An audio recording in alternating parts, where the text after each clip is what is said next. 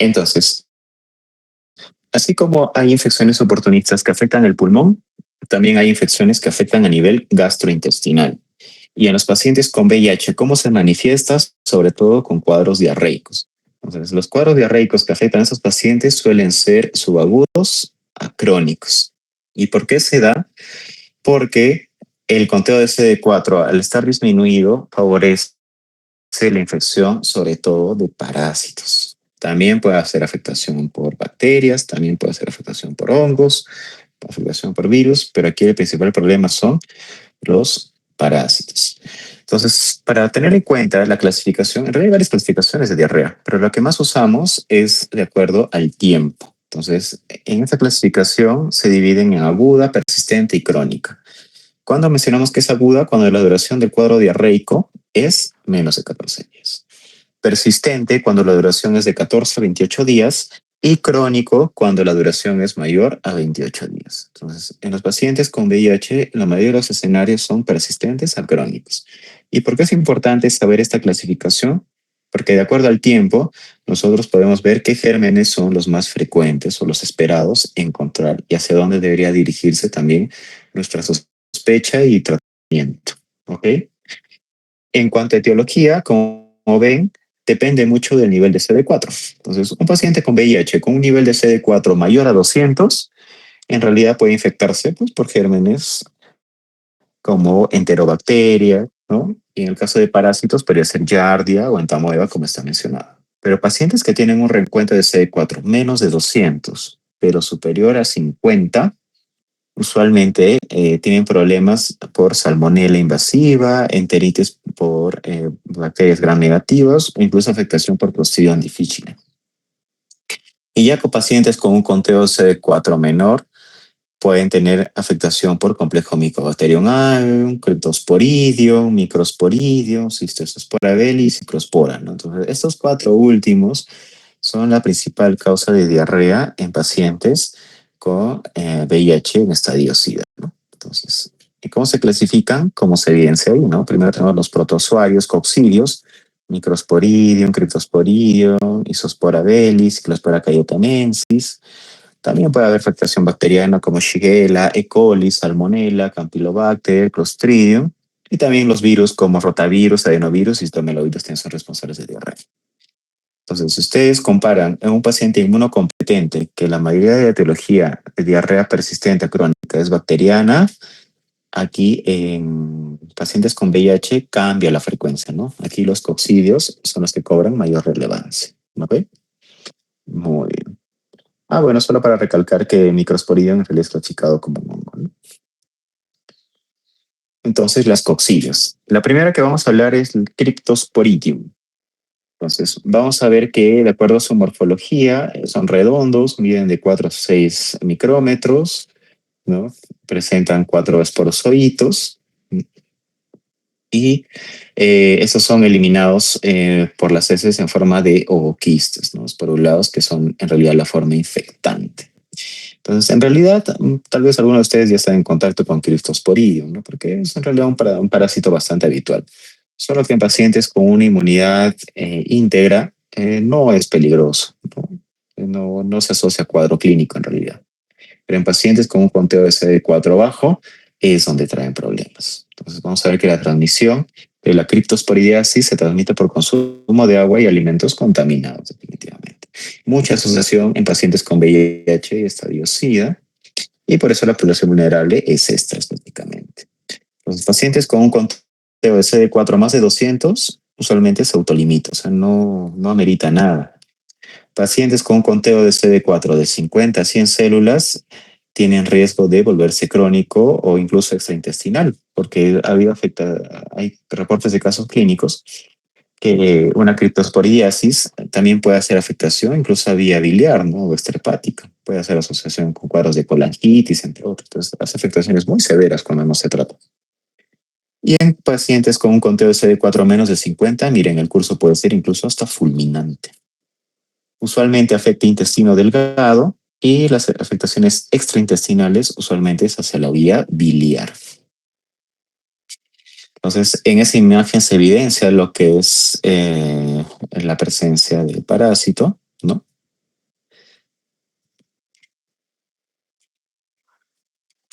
Bien, entonces aquí podremos ver en esta imagen cómo es el desarrollo de los coccidios, ¿no? La fase parasitaria y cómo se define. Lo vamos a pasar para no dilatar mucho el tiempo. Este es el ciclo biológico de los zooquistes, cómo se ingresan a nivel de la vía oral por consumo de alimentos contaminados, cómo se eliminan a través de los zooquistes y siguen contaminando y cerrando el ciclo, ¿no? Y en la imagen de abajo es cómo es el ciclo biológico. Solo vamos a pasar para no dilatar el tiempo.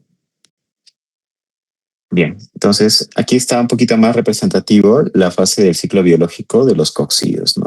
Cómo son sus fases de desenquistamiento, invasivas, quinosogonia, gametogonia, fertilización, hasta llegar a espirogonia. En cuanto a las manifestaciones clínicas, vamos a ver que lo principal es el cuadro diarreico, presente en el 92% de los casos. Que también puede haber cuadros febriles y también se pueden asociar a cuadros de mala absorción. Hace manifestaciones extraintestinales, sí. Puede asociarse a dolor articular, puede haber cefalea asociada al cuadro febril, debilidad y también puede asociarse a fatiga. Para el diagnóstico parasitológico, la demostración de la presencia de leuquista en heces se puede visualizar por método de la tinción Sil-Nielsen modificada, ¿no? También llamada el Kim-Jung. ¿No? Su sensibilidad es altísima, del 98,5 hasta el 100%, o también se puede confirmar por una biopsia, ¿no? Otros métodos para cuales detectar es con antígeno en heces, miren que es alta, sensibilidad de 80, especial 100%, o también puede ser por pruebas moleculares también, ¿no? Por los PCR, que también nos sirven. El tratamiento de la criptosporidiasis, en realidad, lo principal es el darle el tratamiento antirretroviral, ¿no? Y terapia dirigida es con nitazoxanida, ¿no? De 500 a 1000 miligramos vía oral cada 12 horas por 3 días, ¿no? Ese es el tratamiento. Pero el principal es restablecer la inmunidad. ¿Cómo? Con el tratamiento antirretroviral. El siguiente es la cistoisospora belli, ¿no? Vamos a ver que la cistoisospora belli, la transmisión también es por consumo de agua y alimentos contaminados. Usualmente ocurre en clima tropical y subtropical y la población vulnerable es pacientes con VIH en estadio de SIDA, ¿no? La ubicación usualmente afecta el intestino delgado, también puede afectar el colon y las afectaciones extraintestinales que hacen, sobre todo es a nivel ganglionar, ¿no? Sobre todo ganglios retroperitoneales. Para el diagnóstico es la detección directa del oroquiste, ¿no? O tal vez sea por visualización directa o puede ser a través de una biopsia también. Y también se puede hacer por pruebas moleculares, definitivamente. ¿Y cuál es el tratamiento de elección? Es con trimetoprim sulfamethoxazol, también llamado cotrimoxazol, ¿no? La de 160 a 800 miligramos se da de 3 a 4 veces al día por un periodo de 10 días. En el caso de que el paciente sea alérgico o no se pueda recibir el cotrimoxazol, la alternativa es la pirimetamina más ácido folínico o el ciprofloxacino también ha demostrado tener actividad, ¿no? Pero el ideal es el trimethoprim sulfamethoxazol. En cuanto a la Cyclospora cayetanensis, vamos a ver que también es una coccidia. El consumo, la transmisión es igual por consumo de alimentos contaminados o contaminada. Y la población vulnerable son pacientes con VIH-Sida, ¿no? También la ubicación de la afectación es en intestino delgado y afectación extraintestinal puede ser en vías biliares y también se ha asociado a síndrome de Guillain-Barré en algunos casos. Síntomas son de inicio generalmente abrupto, que persiste por varias semanas. La mayor manifestación es diarrea, definitivamente. Puede haber fiebre, náuseas, mialgias, dolor abdominal, pero el cuadro diarreico es el más característico. Para el diagnóstico, visualización de directo de Acistospora belli y también se puede observar no solo por métodos directos, sino también por pruebas moleculares, ¿no? Entonces, una forma por la cual se puede visualizar es por la tinción Sil-Nielsen modificada de Kim-Jung, ¿no? que es como se evidencia en esa imagen, ¿no? Un color rojo sobre un fondo verde azulado y podría confirmar el diagnóstico. Otras formas pueden ser por una biopsia o por pruebas moleculares, ¿no? Y el tratamiento es muy parecido de la cisospora belli, ¿no? Que es con trimethoprim sulfamethoxazol, 160-800 miligramos, vía oral 2 veces al día por 7 días, ¿no? Y como alternativo podría ser el ciprofloxacina, ¿no? En casos que pacientes tengan RAM o no puedan recibir el trimethoprim sulfamethoxazol. Entonces, esos 4 ya mencionados son los principales. Otros parásitos que pueden afectar podrían ser Giardia, Entamoeba coli, Endolimax nana, Blastocystis hominis, ¿no? Y el tratamiento es con metronidazol. La dosis de 250 miligramos cada 8 horas por 5 a 7 días o alternativas puede ser albendazol. En cuanto a hongos, definitivamente Microsporidium es el que trae más problemas. Está muy asociado a pacientes con un conteo de CD4 menos de 100, sobre todo. La transmisión es por igual consumo de agua contaminada y está muy asociado a pacientes con estadio SIDA, ¿no? Sobre todo CD4 menos de 100. Y la afectación suele ser en intestino delgado y a nivel de extraintestinal puede afectar también hígado, riñón, senos paranasales o en pacientes ya muy inmunosuprimidos se puede asociar a encefalitis. En cuanto a manifestaciones clínicas, el cuadro diarreico es el principal. También se puede asociar a cuadros de malabsorción, por ello pérdida de peso, anorexia, entre otros. Y el método de detección para confirmar el diagnóstico puede ser por microscopía, puede ser a través de una biopsia o también podría ser pruebas moleculares, ¿no? El método de diagnóstico es muy similar a los otros. Y el tratamiento es principalmente restablecer la inmunidad del paciente, como con el tratamiento antirretroviral. Ahora, ¿podemos dar terapia dirigida? Sí, la terapia dirigida es con albendazol, 400 miligramos cada 12 horas por 2 a 4 semanas, pero principalmente es restablecer la inmunidad del paciente. En cuanto a bacterias, bueno, en general aquí estarían todas las enterobacterias, que también pueden ser responsables de cuadro diarreico, ¿no? Sobre todo el riesgo aumenta con el conteo de CD4 menos de 200 y la transmisión también es por consumo de alimentos contaminados, ¿no? Entonces, estos se pueden asociar a cuadros de gastroenteritis, puede haber manifestaciones sistémicas como sepsis o en caso puede llegar a shock séptico. Entonces, en esta tabla les he puesto los tratamientos dirigidos de cada uno de los más representativos y los más frecuentes, ¿no? En caso de salmonela, el tratamiento de elección puede ser con ciprofloxacino o levofloxacino. En caso de Campylobacter jejuni son los macrólidos como claritromicina, ¿no? En caso de Shigella puede ser quinolonas como ciprofloxacino. Y en el caso de Clostridium difficile, que está muy asociado a pacientes que han recibido previamente antibióticos, ¿no? Una diarrea por antibióticos. El tratamiento es con vancomicina, pero en presentación oral, ¿no? Vancomicina oral, no endovenoso. Eso ya es por parámetros PKP. ¿No? Y listo, chicos. Entonces, con ello hemos visto lo que son afectaciones intestinales. ¿Hasta ahí alguna duda? Claro. Hola. Sí, doctor. ¿Están? Sí, sí estamos, doctor. ¿Sí? ¿Todos? A ver, ¿cuántos conectados hay? 24. A ver, vamos a preguntar. Mirelli. Hola. Sí, doctor. Buenas ¿Todo noches. claro? Sí, Sí. doctor. ¿Sí? ¿Segura? ¿No hay ninguna pregunta? No, doctor, Ok. todo claro. Muy bien. A ver, Xiomara. Xiomara Miguel. ¿Estás? Sí, doctor. ¿Sí? ¿Todo claro? Sí, doctor. Sí, ¿no? Bastante información, ¿verdad? Sí. No sé, la verdad está pesadito. Pero bueno. Ok, entonces continuamos. Si no hay dudas, pasamos al tercero. Ya, esto de aquí es un poquito más corto. Nos vamos con esta. Ya está. Muy bien.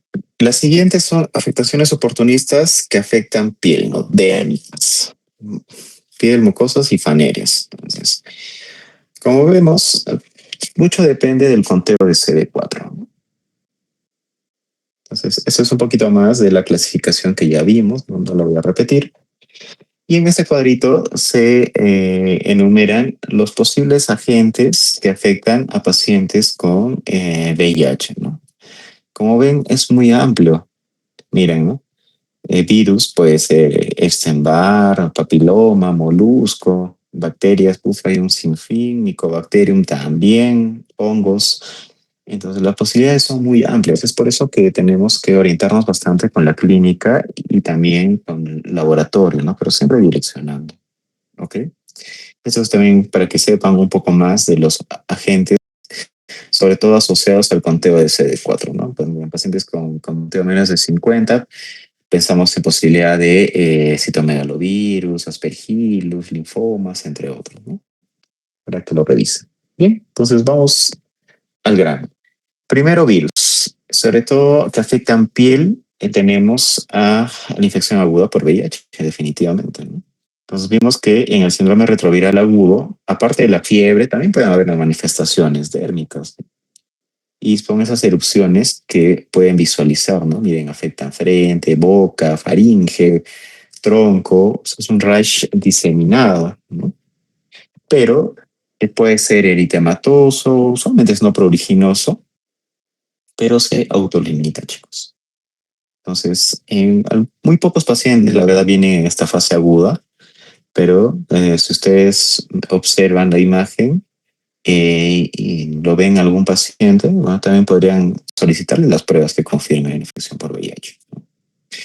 Claro que este cuadro se autolimita, ¿no? Como ven ahí, ¿no? 2 a 4 hasta 6 semanas y se resuelve, por así decirlo, ¿no? Pero también es una manifestación dérmica, ¿no? Puede ser dirigida por VIH.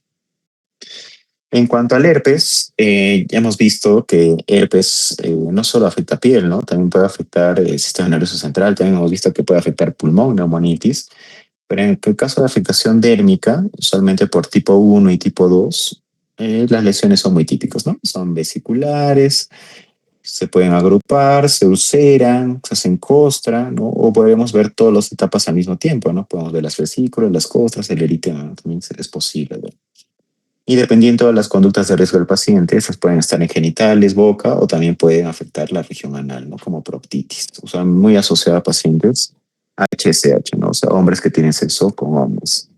Y como ven, esta afectación no depende del valor de CD4, ¿no? Lógicamente, con un conteo podremos ver presentaciones más diseminadas, invasivas, pero en realidad, tanto en pacientes inmunocompetentes como inmunosuprimidos, se pueden infectar de herpes. Entonces, en estas imágenes es en pacientes con VIH, ¿no? Como ven, miren, la primera imagen, la A, la tiene en el paladar duro, en la B la tiene en el pene, el otro es en una mujer que está en la región perianal y el otro es en labio, ¿no? Que son áreas necróticas, ¿no? Pacientes con inmunosupresión muy marcada. Pero también se pueden hacer de forma más diseminada, ¿no? Los que llaman herpes malignos, ¿no? Que también ya afectan prácticamente cualquier ubicación del cuerpo y el centro es necrótico, incluso se pueden sobreinfectar. Y este es el caso ya de un paciente con un nivel de CD4 de cero. Miren, en cuanto a CD4 es cero, y miren las afectaciones tan destructivas que puede hacer herpes, ¿no?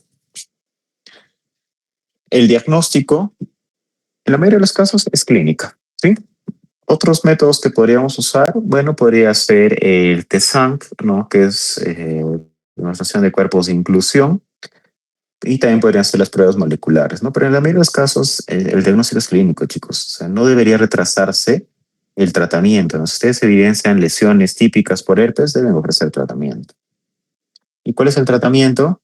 El fármaco que está más estandarizado, que es de más fácil acceso, definitivamente es aciclovir. La dosis es de 400 miligramos, 3 veces al día, por un periodo de 7 a 10 días, ¿no? ¿Hay otras opciones? Claro que sí. Puede ser valaciclovir o famciclovir, ¿no? Pero aciclovir lo van a encontrar en cualquier institución. En el caso de que el episodio sea recurrente, La dosis puede ser de 400 a 800 3 veces al día por un periodo de 3 a 5 días, ¿no? Y en el caso del paciente ya haya tenido muchos eventos por herpes, podemos darle un tratamiento supresivo crónico, que es con aciclovir 400 miligramos 2 veces al día de forma continua, hasta que se corrija la inmunosupresión, ¿no? También lo hemos usado en algunas situaciones. Pero en caso de primera infección, ya está.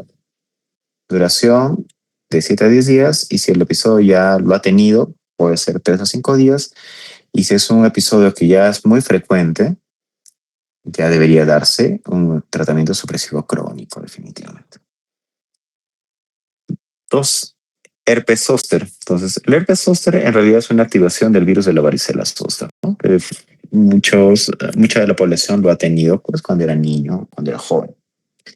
Entonces, cuando se reactiva, no lo hace igual, ¿no? Lo hace como herpes zóster. Entonces, usualmente, esta afectación es en pacientes con un conteo de CD4 de 200 a 500 células, ¿no?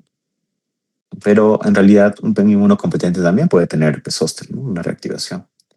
Solo que con este conteo se asocia al comportamiento más agresivo, ¿no? Entonces, la clínica es presencia de vesículas que afectan un dermatoma, ¿no? Como se evidencia en la imagen. Esta puede ser pruriginosa, pero sobre todo es muy dolorosa. Y más llama la atención de los pacientes, ¿no? El dolor neuropático. Y en la imagen se evidencian estas vesículas, ¿no? Vesículas que se hacen costra, ¿no? Y en algunos casos incluso hasta se pueden ulcerar también, ¿no? En esta imagen se evidencia un paciente con VIH, estadio SIDA, que tiene una reactivación por herpes zóster, ¿no? Que está afectando, miren, ¿no? El dermatoma, y también lo tiene en miembro inferior, ¿no? En cuanto al molusco contagioso, es producido por poxvirus, ¿no? Es muy frecuente, hasta el 30% de los pacientes con VIH, estadio SIDA, ¿no? Sobre todo con un conteo de CD4 menos de variantes, ¿no? Entonces, es muy característico diferenciarlo porque las lesiones son elevadas y tienen ese aspecto umbilicado, como se evidencia en la imagen, ¿no? Pueden ser amarillentas, entre otros, ¿no? Pueden ser únicas o múltiples, sobre todo afecta al rostro, pero también puede afectar cuerpo y genitales. Esto es en el caso de paciente ya de forma más diseminada. Tenés un paciente con VIH que le salía en todo lo que es la zona del mentón, en la mandíbula. Y en la siguiente imagen ya es una presentación mucho más invasiva, ¿no? Que es más destructiva. Entonces, esos cuadros ya más destructivos son muchos pacientes con un conteo CD4 muy bajo. El tratamiento para molusco contagioso es el tratamiento antirretroviral, es decir, restablecer la inmunidad al paciente. Ahora, ¿qué otros tratamientos se le puede ofrecer? Es tratamiento usualmente quirúrgico, o puede ser también con crioterapia o electrocauterización o curetaje, ¿no? O sea, es retirar la lesión. Pero en la mayoría de casos, si está asociado a pacientes con VIH, es el TAR, ¿no? Y se resuelve. El siguiente es la leucoplaquia vellosa, ¿no? Que se evidencia en la imagen, ¿no? Es producido por un virus, ¿no? Que es el virus de Epstein-Barr, también que es un herpes virus. Sobre todo se da en pacientes con conteo de CD4 entre 254 a 325. ¿No? Y la manifestación clínica que da es eso, ¿no? Un engrosamiento hiperqueratósico de los bordes laterales de la lengua, ¿no? Hay crecimiento de las papilas y da ese aspecto corrugado o velloso, ¿no? Por eso se llama leucoplaquia vellosa. Entonces, muchas veces de forma clínica no es sencillo diferenciarlo porque las lesiones que da son lesiones blanquecinas y se parecen mucho a la candidiasis oral. Entonces, una forma para tal vez diferenciarlos es con el bajalengua tratar de retirar las lesiones, ¿no? En el caso de candidiasis oral, cuando tú lo tratas de retirar, sí sale, pero queda como una base eritematosa o incluso puede sangrar. En cambio, la leucoplaquia vellosa, aunque tú intentes retirarlo, no lo vas a lograr, porque eso es ya una alteración a nivel del tejido, ¿no? Como ven, es un crecimiento de las papilas, entonces no se puede retirar. ¿Ok? Listo. Entonces, aquí en la imagen se evidencia más sobre la leucoplaquia vellosa. También vemos un corte anatomopatológico. Y el tratamiento es el TAR, ¿no? Entonces aquí no hay una terapia dirigida, que no. Tú le restableces la inmunidad y esto se resuelve. Entonces, como ven, algunas infecciones oportunistas Basta restablecer la inmunidad para que el paciente mejore. El siguiente es papiloma humano, ¿no? Entonces, papiloma humano tiene muchas presentaciones clínicas. Mira, pueden ser verrugas vulgares, condilomas, también como papulosis bovenoide. Y cada una de ellas tiene una característica clínica. Definitivamente los que deberían aprenderse más es los malignos, ¿no? ¿Cuáles son? Estos, ¿no? Lo que introducen alto grado de neoplasia, que son el 16, 31, 52 y 18. Sobre todo el 16 y el 18. Deberían tenerlo muy en cuenta. Y los que se asocian a otras presentaciones como papulosis bovenoide es el 16, y los que se usan más a verrugas en la mano o en la planta son el 3 y el 10. ¿No? Pero sobre todo apréndanse los de alto grado. Muy bien. Entonces las verrugas vulgares son estas mencionadas aquí, que se evidencian en todas las imágenes ahí, ¿no? Que son lesiones elevadas, pero pueden afectar cualquier parte del cuerpo, ¿no? Ese es el condiloma acuminado, que como ven son más grandes y más destructivas, ¿no? Estos dos son en pacientes HCH, ¿no? Ambos con infección por VIH, y se evidencian esas lesiones tan destructivas. Y esa es la papulosis bovenoide, ¿no? Que da ese aspecto medio violáceo, ¿no? Que a veces se puede confundir con sarcoma de Kaposi, pero es producido por papiloma humano. Son presentaciones diferentes. El tratamiento, en el caso de papiloma humano, es crioterapia, puede ser también con electrocirugía o con láser, ¿no? O sea, hay muchas opciones.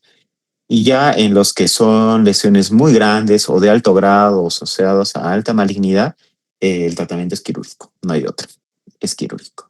Aquí tratamiento médico, o sea, no hay, no. Es con procedimientos. Si es muy destructivo, riesgo de cáncer, quirúrgico, y el otro ya son las alternativas no tan invasivas, ¿no? Como crioterapia, electro o láser. En el caso del sarcoma de Kaposi, ¿no? Producido por el herpes virus tipo 8, ¿no? Produce unas lesiones que se evidencian en la imagen, ¿no? Que son lesiones violáceas, ¿no? Eso es por afectación a nivel de vasos sanguíneos, ¿no? Que da esa coloración, ¿no? Esas lesiones no son dolorosas, no generan prurito, ¿no? Y se debe a la vascularización, incluyen muchos tonos de rosa, rojo, púrpura, ¿no? Pero sobre todo son más violáceas, ¿no? Y pueden estar diseminadas. No solamente se limitan a piel, pueden afectar órganos también.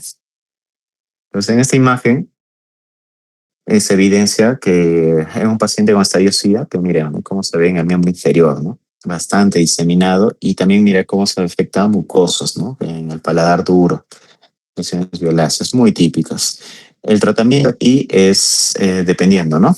Si la afectación es netamente cutánea, o sea, solo limitada a piel, el tratamiento es el TAR, ¿no? O sea, el tratamiento antirretroviral. Pero si el paciente tiene afectación mucosa o de órganos, es quimioterapia y también el antirretroviral, o sea, junto, ¿no? Así es, chicos. En cuanto a hongos, bueno, cándida, ¿no? Es uno de los más frecuentes. Tiene muchas presentaciones clínicas cándida. No puede ser una eritematosa, pseudomembranosa, hiperplástica, como quelitis angularis, ¿no? Entonces, en el caso de la eritematosa, usualmente son placas rojizas en el paladar, ¿no? Pseudomembranosa es un exudado blanquecino. Hiperplásticas son placas blanquecinas que se pueden desprender. Quelitis angulares son esas grietas que vemos en la comisura de la boca, y también puede haber afectaciones más invasivas, ¿no? Entonces, en la imagen se evidencia la presentación pseudomembranosa, que son estas placas que se evidencian en la imagen en la lengua. La atrófica, que a menudo se encuentra debajo de la dentadura, ¿no? Se ve como una zona muy eritematosa, sin placas. Esa, la de aquí, es la quelitis angularis, ¿no? Como le llaman como boquera, ¿no? Que afecta la comisura de la boca, ¿no? Y también tenemos la hiperplásica, ¿no? Que son ya placas grandes que se pueden desprender, ¿no? Usualmente es lo que más vemos en los pacientes que están en estadio SIDA, ¿no? Le digo, abre la boca y se evidencia, ¿no? Se le está cayendo ahí el mugo oral. Otro es la dermatitis seborreica, ¿no? En pacientes con VIH. Bueno, eso está muy asociado a especies de malacesia, ¿no? Que tienen una alta prevalencia, ¿no? En afectaciones dérmicas. y se caracteriza por placas eritematosas que se descaman, ¿no? Descamación blanquecina o amarillenta, y sobre todo se ve en el surco nasogeniano, en la frente, en el mentón, ¿no? Y le genera mucho prurito a los pacientes, ¿no? Constantemente los ves que se están rascando, o tú lo ves de cerca y está como su carita como que se está descamando, ¿no? Aparte de ello, puede afectar lo que es el cuero cabelludo también, ¿no? La zona de la barba, axilas, en la ingle también. En realidad no depende mucho del nivel de CD4, puede afectar en cualquier valor, pero es muy asociado a pacientes con VIH. En cuanto a afectaciones bacterianas, vamos a tener, bueno, esa sería una micobacteria en realidad, tuberculosis cutánea. Así como hemos visto TBC pulmonar, también hay tuberculosis en piel, ¿no? Sobre todo son lesiones de larga data o heridas que no cicatrizan con facilidad, ¿no? Para pensar en posibilidad de TB, ¿no? Ahí lo tenemos en diversas presentaciones, como absceso tuberculoso, tenemos como tuberculosis cutis, tenemos como lupus vulgaris, hay muchas presentaciones en TB.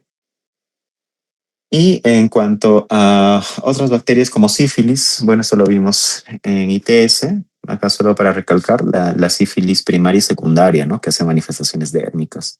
Sífilis primarias como la úlcera, ¿no? De base limpia, única, indolora. Y en el caso de sífilis secundaria, pues esa erupción maculopapular que afecta palmas, plantas, muy generalizada, que usualmente no es pruriginoso ni genera dolor, que podrían ser, ¿no? Otra también podría ser la presentación de micobacterias, ¿no? No tuberculosas, ¿no? Como es el complejo Mycobacterium avium, sobre todo en pacientes con un CD4 menos de 50. En realidad hacen afectaciones sistémicas, también pueden hacer afectaciones cutáneas, como se evidencia en la imagen, ¿no? Lesiones costrosas que se ulceran o verrucosas, ¿no? Que no sanan fácilmente o son de larga data para poder sospecharlo. Y también tenemos causas no infecciosas, ¿no? Como son las toxicodermias, es decir, asociado a medicamentos, toxinas, ¿no? Como estas de aquí, ¿no? Que son necrosis epidérmicas, flóridas, síndrome de Steven-Johnson, que se asocia también a sulfa, sobre todo, entre otros, ¿ok? Listo. Entonces, eso termina ahí nada más. Sí, esto es más de lo mismo que vimos hace un rato. Ok, ¿cómo vamos? ¿Vamos bien, chicos? ¿Pueden? Ya tienen sueño. Hola. Sí lo estamos escuchando, doctor. Sí, sí, todavía están despiertos. Sí, doctor. Pero vamos a ver quién. Hola. A ver, Danitza, ¿estás? Danitza de la Cruz, ¿estás? Sí, doctor. ¿Alguna Buenas pregunta? noches. Buenas noches. ¿Alguna pregunta? Ninguno, doctor. Ninguna. Entonces te pregunto yo. Ninguno, doctor. Ok. Ya, hay que estar atento, ¿sí? Ya. Muy bien. Listo. Ya para terminar, el último, y creo que es un poquito más pesado.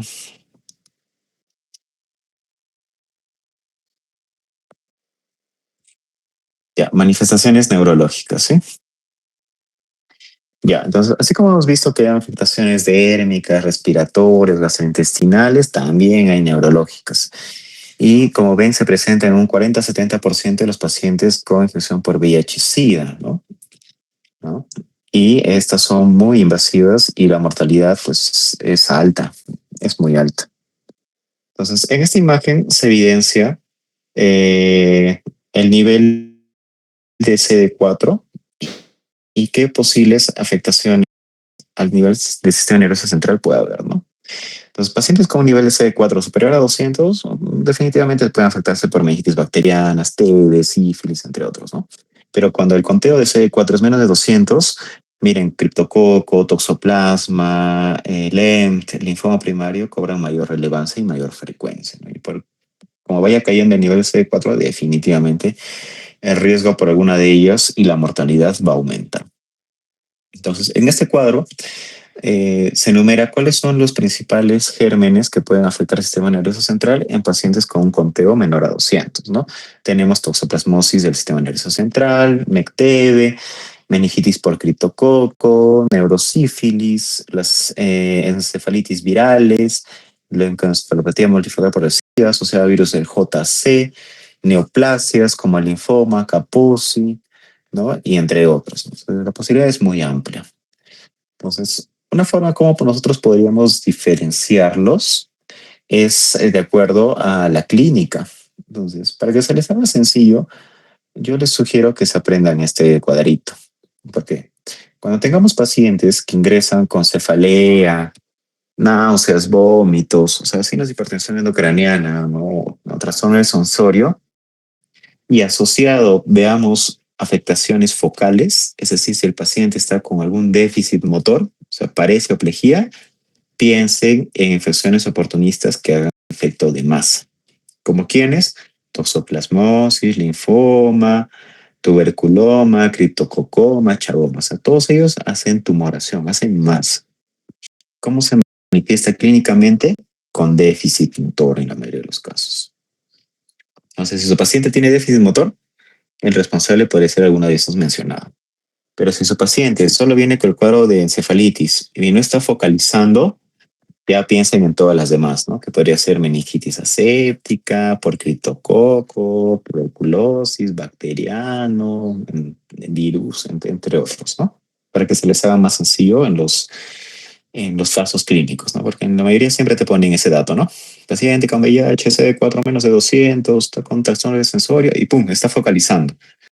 Ya piensen en efecto de masa. Si no menciona que esté focalizando, ya piensen en los otros, ¿ok? Listo. Entonces, en un paciente que tiene manifestaciones clínicas, ¿no? Ya mencionadas, nosotros debemos hacer un estudio no solamente enfocado a liquidoencefalorraquía, también deberíamos pedir pruebas serológicas. Entre ellos, BDRL, porque la posibilidad de sífilis está, ¿no? Que es una prueba no treponémica. También existe métodos de antígeno de criptococo, ¿no? Que es una prueba sérica, también te puede ayudar al diagnóstico. Y en el caso de serología para toxoplasma, si bien su sensibilidad especificidad no es muy alta, también se puede solicitar. Estudios de imagen, puede ser tomografía o resonancia magnética. Como mencioné, si el paciente está focalizando, obviamente tienen que tener un estudio de imagen para demostrar que no hay un efecto de masa. Pero importante es el estudio del LCR, ¿no? Entonces, en el estudio de líquido cefalorraquídeo, nosotros pedimos las pruebas dependiendo a la sospecha, ¿no?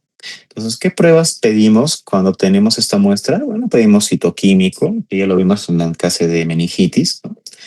Vemos la tinción Gram, pedimos lo que es tinta china, sobre todo pensando en criptococo, pedimos cultivo de bacterias y hongos, pedimos lo que es la adenosina desaminasa o helada, usualmente está elevado en casos de tuberculosis o neoplasia. En LCR se puede pedir el BDRL, FTAs para despertar neurosífilis. También podríamos pedir antígeno para toxoplasma o PCR para toxoplasma si pensamos en este agente etiológico.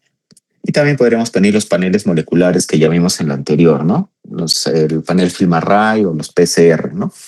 Que me permitían la identificación de bacterias, virus, hongos y parásitos, ¿no? Que son muy buenas pruebas. Pero cuando nosotros vemos un paciente con VIH, con trastorno de sensorio, una sospecha de meningitis, esas son las pruebas que solemos pedir, ¿no? Para llegar a un diagnóstico. Bien, el primero que vamos a hablar son las meningitis por criptococo, ¿no? Entonces, de manifestación clínica, cefalea, trastorno de sensorio, pero sin focalización, ¿no? Cuanto a la epidemiología, vamos a ver que lo producen el criptococo neoformans, sobre todo, aunque también podría producir el criptococo gatti, ¿no? El neoformans es el más frecuente. Entonces, vemos que el porcentaje es bastante alto en realidad, ¿no? Que se asocia a VIH. Y sobre todo se da en pacientes con un recuento de CD4 menos de 100, sobre todo. En pacientes con un conteo de CD4 menos de 100, con cefalea, trastorno sensorio y que no está focalizando, ustedes deberían pensar en la posibilidad de criptococo neoformans. Manifestaciones clínicas, definitivamente cefalea, pero es una cefalea progresiva, chicos, que va de menos a más. Se asocia a náuseas, vómitos, estos van empeorando y dependiendo del grado de hipertensión endocrinal, pues el paciente puede entrar en coma incluso, ¿no? Algunos presentan letargia, cambios de personalidad, pérdida de memoria en el 20%. Algunos pueden tener cuadros meningios, mira, son 25% tienes rigidez de nuca, fotofobia. Entonces aquí hay que orientarse mucho en la clínica, ¿no? Y en algunas formas especiales sí podrían focalizar, pero eso sería ya como una presentación de criptococoma, ¿no? Una masa de criptococo, que es una presentación poco usual, pero igual se las menciono. Y también criptococo, así como hace afectación al sistema nervioso central, puede hacer afectaciones en otros lugares como dérmicas, ¿no? Y las lesiones se parecen mucho a la que vimos en el molusco contagioso, ¿no? Esas lesiones umbilicadas, en criptococo la afectación cutánea se parece. En cuanto al diagnóstico de esta meningoencefalitis, bueno, es con estudio del LCR, se puede hacer con una tinta china, que es un examen muy económico y que puede confirmar el diagnóstico. Se visualiza así, ¿no? Como se ve en la imagen, ¿no? Cuando usas la tinta, la muestra del LCR, la cápsula del hongo no pinta con el tinte, ¿no? Entonces se evidencia así, ¿no? Como bolitas.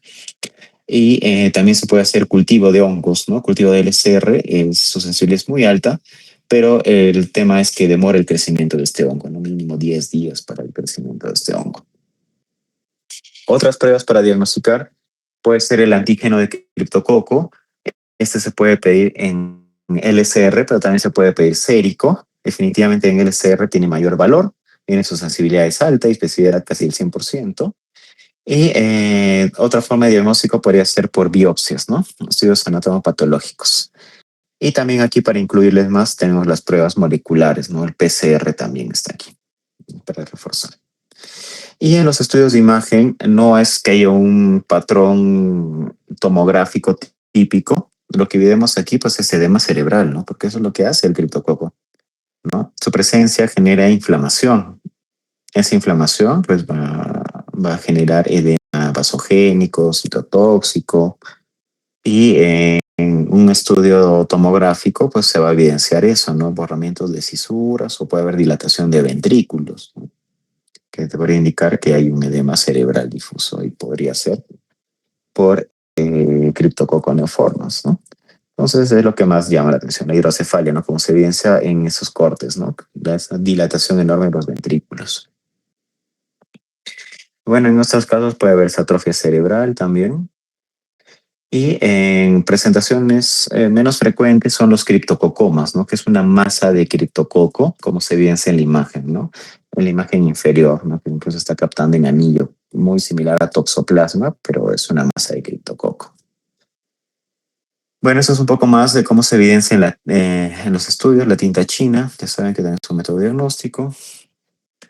Y esas son las presentaciones cutáneas, ¿no? Como se evidencia son lesiones umbilicadas, ¿no? Se parece bastante a molusco contagioso, pero es producido por criptococo, ¿no? El tratamiento es un poco largo, chicos. Ya, la terapia es combinada. La terapia o el tratamiento ideal, la fase aguda, la terapia de inducción es con anfotericina B.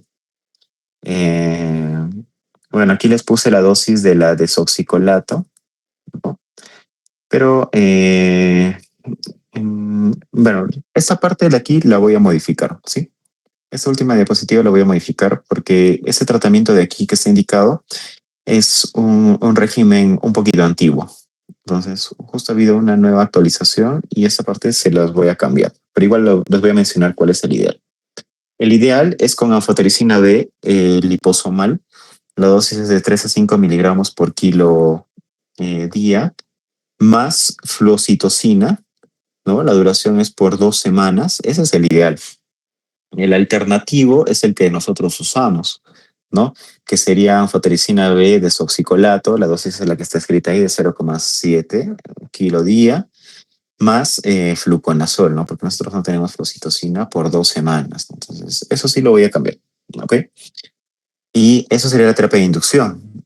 Entonces, una vez que completamos la fase de inducción, que son de 2 semanas, y demostramos cultivos negativos en LCR, vamos a pasar a una fase de consolidación, que es con, ahí se está bien, fluconazol de 400, 800 miligramos al día por 8 semanas. Y si todo va bien en el paciente, recién pasamos a una fase de mantenimiento, que es con fluconazol 200 miligramos cada 24 horas por un año. Y ese paciente tiene que lograr superar el valor de CD4 mayor a 100 para poder suspender el tratamiento. O sea, como vemos, es una terapia muy larga. Y en la mayoría de los escenarios, pues no es fácil administrar esos fármacos, sobre todo la anfotericina, hay que tener mucho cuidado. Entonces, tal vez en sus prácticas, en las rotaciones, han hablado de este fármaco, cómo se administra, pero no es sencillo. Hay que vigilar muchas cosas porque tiene muchos RAMs, ¿no?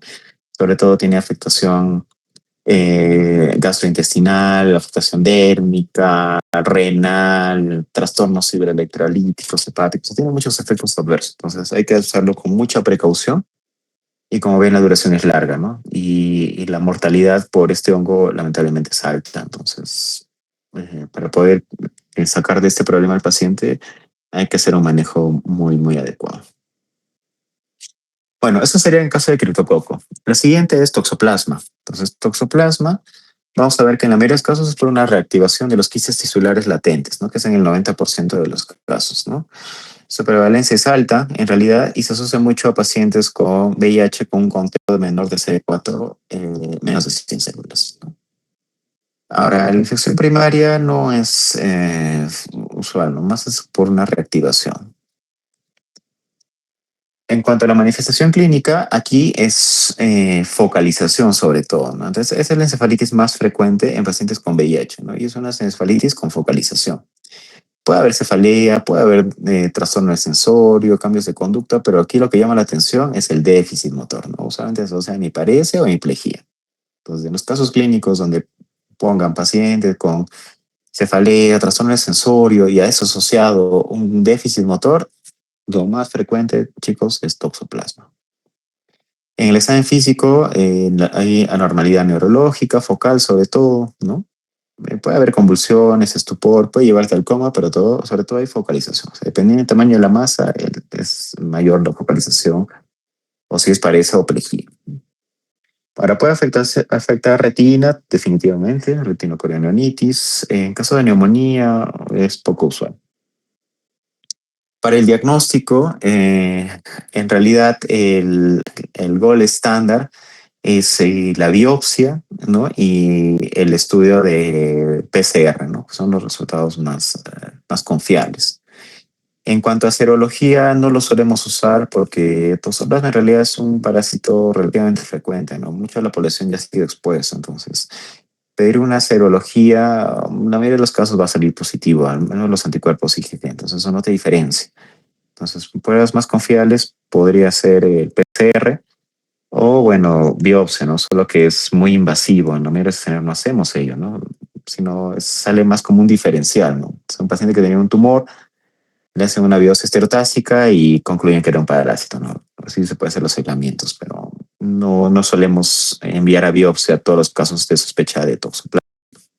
Entonces, muchos de los diagnósticos los hemos basado en clínica y estudios de imagen, ¿no? Una lesión, es una tomografía, una resonancia que se evidencian los patrones radiológicos típicos, como son el signo del halo, ¿no? Como se evidencia en esta tomografía, ¿no? Que generan una captación de contraste alrededor de la lesión, ¿no? Ese es el signo del halo, ¿no? Como se evidencia aquí, ¿no? Se evidencia en la región temporal izquierda, en la tomografía del lado derecho, y en el caso del lado izquierdo se evidencia en la región frontotemporal, ¿no? Que es un edema muy marcado. Ese es el ya llamado signo del halo, ¿no? Entonces aquí podemos ver en una tomografía contrastada y sin contraste cómo se realza, ¿no? En la sin contraste, si bien podemos ver las lesiones, la masa, pero en la tomografía con contraste como que se enciende la periferia, ¿no? Ese es el signo del halo. Aquí más imágenes. Miren, en la siguiente es bastante grande, cómo desvía la línea media. Este paciente obviamente está presentando un déficit motor marcado. Y esta es en otra, donde se evidencia una tomografía versus una resonancia. Definitivamente en la resonancia se evidencia mucho mejor, ¿no? Este edema marcado y esa lesión. Eso puede ser única, múltiple, pero sobre todo son grandes las lesiones. Aquí es más un corte de una resonancia donde se evidencian las imágenes, ¿no? Con este matanuerga. Entonces, cuando nosotros vemos imágenes compatibles, si bien toxoplasma sería lo más frecuente, pero en realidad podrían haber varios diferenciales que también podrían simular este patrón clínico, incluso el patrón radiológico. Entre ellos tenemos linfoma primario, tuberculoma, criptococoma, o incluso puede ser un absceso o leucoplastia múltiple progresiva, ¿no? LEM, o incluso hasta un chagoma. Entonces, a veces es un poco difícil diferenciar por imágenes. A veces no está indicado la punción lumbar y no se puede hacer un estudio PCR, de LCR. O la biopsia estereotáxica, pues es un procedimiento muy invasivo, ¿no? Todos son candidatos a ello y trae consecuencias. Entonces, ¿cómo podríamos estar más seguros de que estamos frente a caso de toxoplasma o podría ser otro diferencial? Bueno, podríamos apoyarnos de estudios de imagen, ¿no? Y uno de estos es la espectroscopía, ¿no? Que sobre todo nos ayuda a diferenciar lo infeccioso de lo neoplásico, ¿no? Como se evidencia aquí, ¿no? Entonces, con la espectroscopía eh, podemos ver mediciones de si hay aumento o no de colina, de lactato, ¿no? Por ejemplo, no sé, no hay aumento de colina, no hay elevación de lactato, los hallazgos podrían ser compatibles con un granuloma, ¿no? Con un proceso infeccioso.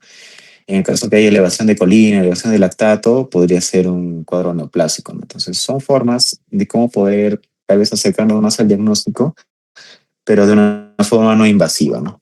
Por eso no quita el hecho de que la biopsia y el PCR sean superiores, ¿no? Pero hay situaciones donde no los puedes solicitar. En cuanto al tratamiento, la terapia de elección es con pirimetamina más sulfadiazina más ácido folínico. Lamentablemente no tenemos ninguno de ellos, así es que usamos el régimen alternativo que es con trimmetoprim sulfamethoxazol, ¿no? Esa es la terapia que usamos, ¿no? El otro régimen, ¿no? Pero en la mayoría de los casos nos van muy bien, ¿no? Menos mal, el toxoplasma es muy sensible al trimmetoprim sulfamethoxazol y la duración es de 42 días, ¿no? 42 días es el promedio de tratamiento para resolver este cuadro. También está indicado lo que es el corticoide, dexametasona, para disminuir el edema y el efecto de masa que está generado, ¿no? Asocia muy buena mejoría en los pacientes. Y lo demás ya es sintomático, ¿no? Si el paciente ingresa convulsionando, damos anticonvulsivantes, entre otros. Una vez que hemos completado el tratamiento de 42 días con trimmetoprim sulfamethoxazol, vamos a pasar a una profilaxis, ¿no? Que damos este mismo fármaco, pero una tableta diaria, hasta que el paciente logre superar un valor de CD4 mayor a 200. Obviamente el paciente para eso ya debe haber iniciado el tratamiento antirretroviral, ¿no? Entonces, una vez que supere el valor de 200, podemos suspender esta profilaxis secundaria, ¿no? Entonces, si no lo ha logrado, debe mantenerse, o sea, lo que tarde. O sea, si dura 1, 2, 3 años en superarlo, hasta ahí va a durar esta profilaxis.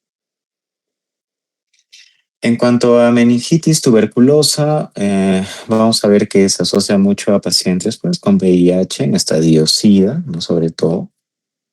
Hay una fuerte asociación. La mayoría de los casos es por una reactivación, ¿no? No es por una infección que haya sido en el nervioso central, sino es que ahí está en una fase latente y por diseminación hematógena pues haya migrado al sistema nervioso central, ¿no? O en tuberculosis miliar. Hay muchas manifestaciones, ¿no? La meningitis basal, que puede afectar pares craneales, polígono de Willis, puede hacer infartos, se puede hacer mucha vasculitis, o también puede afectar lo que es cisternas basales, ¿no? Haciendo cuadros obstructivos. También puede haber lesiones cerebrales parenquimatosas, sobre todo como vasculitis, que son complicaciones y puede asociarse a cuadros vasculares, ¿no? Como infarto cerebral también hemos evidenciado. En cuanto a la clínica, usualmente hay fiebre, puede haber signos meningios, puede haber déficit neurológico, afecta pares craneales, puede haber hemiplegia, o sea, la afectación es muy diversa, en realidad. El comienzo suele ser insidioso, el curso se va a la cronicidad, no es tan agudo como vimos en meningitis virales o bacterianas, esto es de más larga data. Y los síntomas más frecuentes, pues fiebre, cefalea y sobre todo aquí hay compromiso de pares craneales. ¿Qué pares craneales son los que se afectan más? El sexto par, el cuarto, el segundo, el séptimo y el tercero. Ahora también puede haber cuadros de hemiplegia, hemiparesia, convulsiones y trastorno del sensor.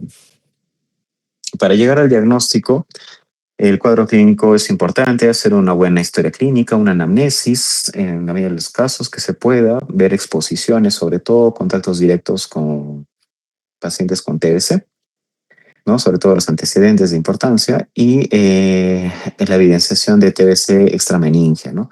Entonces, si el paciente viene con trastorno del sensor, localizando y fiebre, no solamente limitarse a estudios de LCR o estudios de imagen, ¿no? Sino también a ver afectación pulmonar, ¿no? Tal vez el paciente tiene TB miliar, pulmonar o algún otro lugar, ¿no? Incluso hasta osteoarticular. ¿Cómo nosotros podemos confirmar el diagnóstico? Son los mismos que en pulmón, ¿no? Hacemos vaciloscopía, cultivos y pruebas moleculares, ¿no? Eso es lo mismo, solamente que la fuente cambia, ¿no? Aquí nos enfocamos más en estudio de LCR. Si bien la vaciloscopía, el rendimiento no es muy alto, tenemos las pruebas moleculares que el rendimiento es altísimo, ¿no? Tiene sensibilidad y especificidad alta.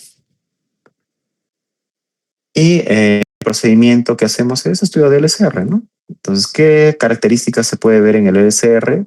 Bueno, usualmente el color es antocrómico, la presión de apertura está elevada, hay elevación de proteínas, hay consumo de glucosa y el reencuentro celular usualmente es a predominio mononuclear, ¿no? Y el adenosín desaminasa suele estar elevado,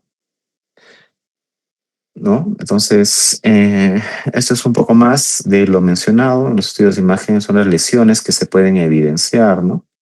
Puede haber hidrocefalia, se presenta como tuberculoma, puede haber efecto de masa, si hay vasculitis puede haber infartos, entonces es muy variable, chicos. En esta imagen se puede evidenciar lo que es la dilatación de ventrículos por la hipertensión endocraniana.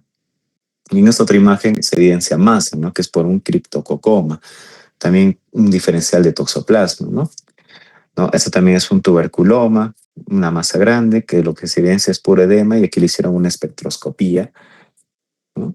Y el tratamiento es el mismo, chicos. El tratamiento es el mismo que para TB pulmonar. La única diferencia es la duración. La duración es 1 año. Entonces, el esquema es el mismo. Esquema sensible, isoniazida, rifampicina, piracimina, tambutol. ¿Pero por cuánto tiempo? 1 año. Y aquí están indicados los corticoides. Los corticoides se usan, puede ser prednisona, dexametasona, pero por 4 semanas, ¿no? Y la intervención quirúrgica se puede indicar en pacientes con hidrocefalia, ¿no? Que no se pueda controlar con corticoides, ameritaría un sistema de derivación ventriculoperitoneal, ¿no? O una anatomía descompresiva, ¿no? En casos donde no se pueda controlar con tratamiento médico. Muy bien. Entonces, con ello hemos terminado, chicos. Todo lo que es infecciones oportunistas. Entonces, hasta ahí, dudas, preguntas. ¿Todo claro? ¿Están más confundidos?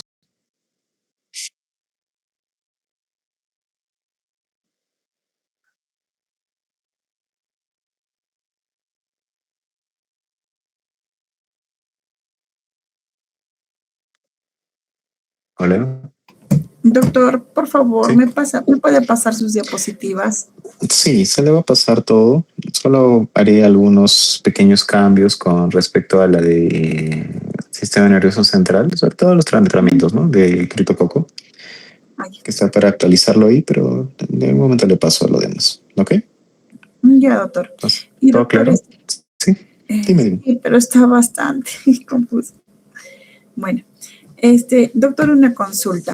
Respecto al examen del día martes, entonces va a ingresar todo esto que hemos visto hoy día, ¿cierto, doctor?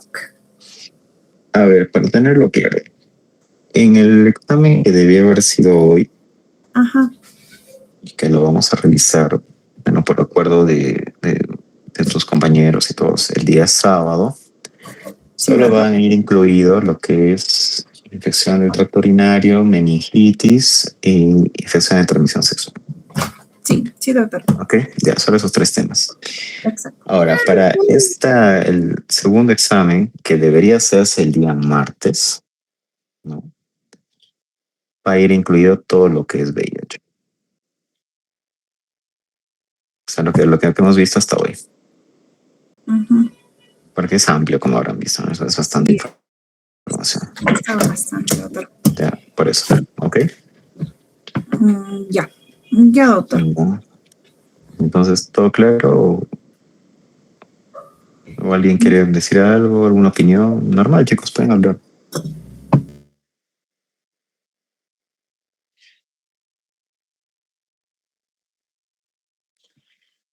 ¿Nadie?